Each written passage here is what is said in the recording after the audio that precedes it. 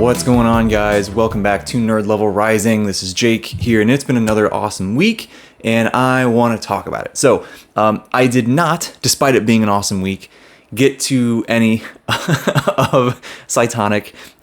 This is my bedtime read. It's just been another one of those weeks. Things have been crazy, dude. Life is busy.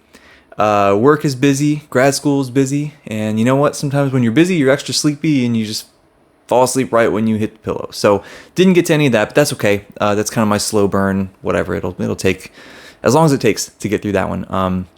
I did jump into the second Darth Bane book. This is called Rule of Two, and I'm kind of flying through this one, to be honest. I mean, this has been really fun.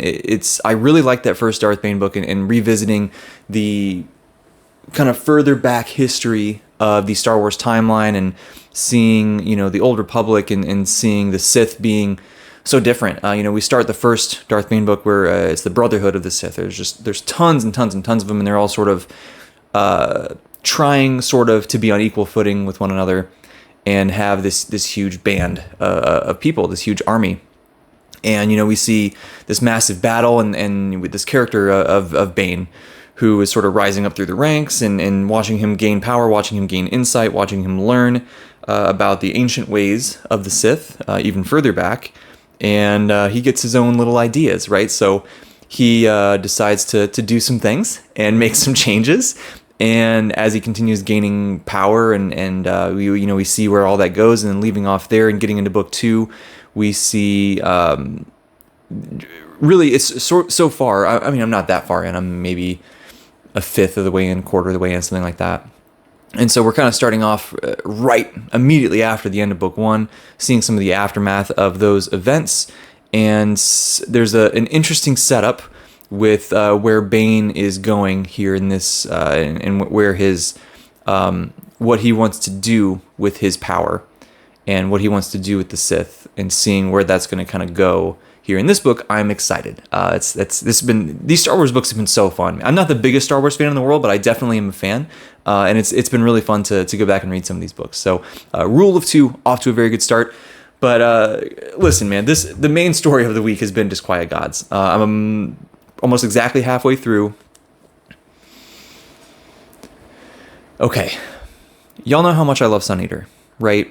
I spent 2024 was the year of Sun Eater for me. I read Empire of Silence in January. Let me set this here. I then kind of spent, the whole year, every month or so, reading something, whether it was one of the short story collections, one of the novellas, or, of course, one of the main novels. And to the point where, I read Ashes of Man. I can't remember when that was. Maybe November or something like that. And it's time. Right, it's finally time to get back into Disquiet Gods. This put me at fully current on the series, as I'll be completely caught up. No more fear of spoilers.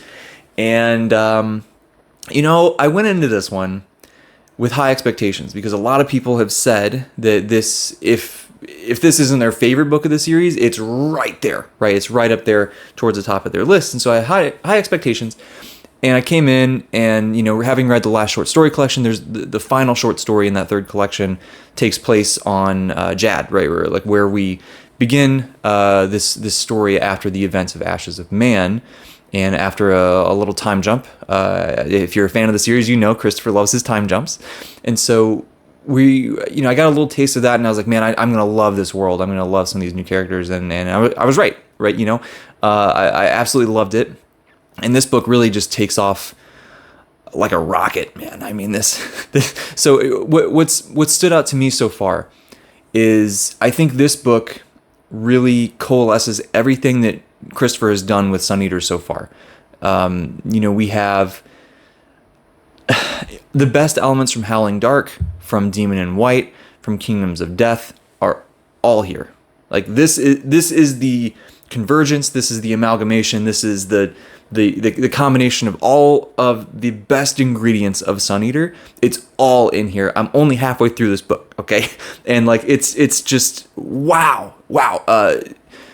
We've gotten more lore and history, and uncovering some more of those deeper mysteries that we start to get into later in the series. We've had some nods and some references and some callbacks to earlier books, all the way back to Empire of Silence, and just seeing some of these things kind of come back around, or at least getting references and memories and like, oh yeah, I remember that, like even just little things like that. But then there's also much bigger things as well. That's been super satisfying and fun to see the progression of the characters and just where Hadrian is at this point. And that's, oh man, following his journey has just been so amazing. And I've related to his journey in a lot of ways. Now, obviously, he's like 600 something years old in this book, so I don't relate to that quite as much, but certain things about it I can see still some of myself in his character. And wow, it's what if you've read the book, there is something big that has happened already in this first half that is just hard to wrap your head around. You want to talk about cosmic horror, like it's very much here. Okay, it's very much here. So this is off to an amazing start. I cannot wait to see where the second half goes. Wow, man, wow. Disquiet Gods. Rocchio does it again. Just another incredible book. And we got the announcement for Book 7, Shadows Upon Time, November 18th, I believe, is the release date for that. We got pre-orders up, we got cover reveal, we got everything, man. So go check out, his Instagram and his YouTube, and you can go see all of that great stuff. Another just absolute banger of a cover, and wow. You better believe me and many other people will be dropping everything on release day to jump in to Book 7. I can't wait, man. Can't wait. So that's been my week of reading. Plans for the week ahead is try to finish Disquiet Gods. I think I can finish Disquiet Gods here this week.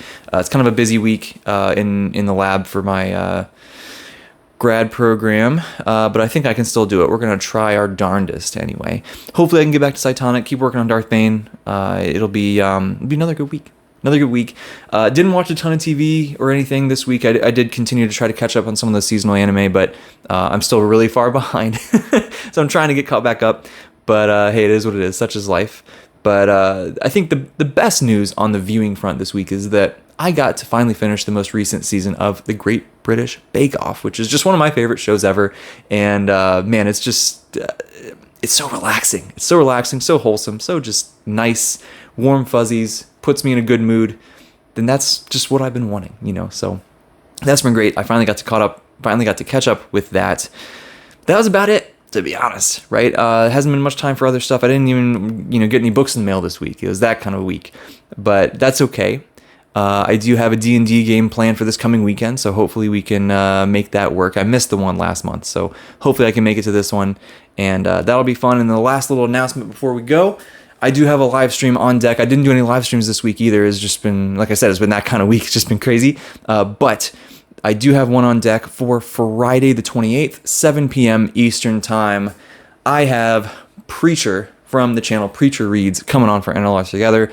Preacher's the man. His channel is really just, man, he's been growing like crazy. He's already crossed 1,000. I thought I hit 1,000 quick, and he blew it out of the water, right? He's absolutely crushing it.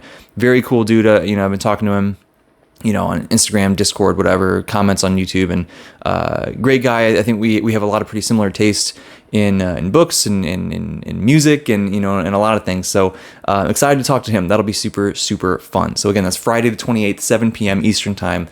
Be there or be square. That's what I say. Okay, that's all I got for this week. And talk to me in the comments, man. How was your week? What did you get read? What did you get read? What did you get watched? What did you get up to? What did you have fun with?